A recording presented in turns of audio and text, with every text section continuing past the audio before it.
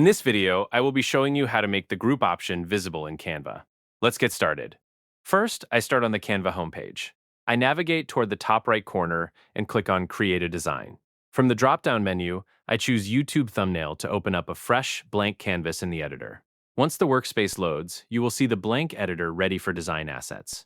To make the group option visible in Canva, you must have at least two elements placed on your canvas. I move over to the left sidebar menu where options like templates, elements, and text are located. Now, I bring my cursor over to the main canvas area. Many creators run into an issue where they cannot find the grouping feature right away.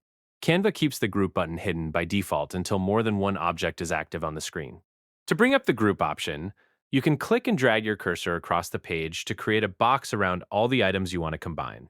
You can also hold down the Shift key on your keyboard while clicking on each individual item one by one.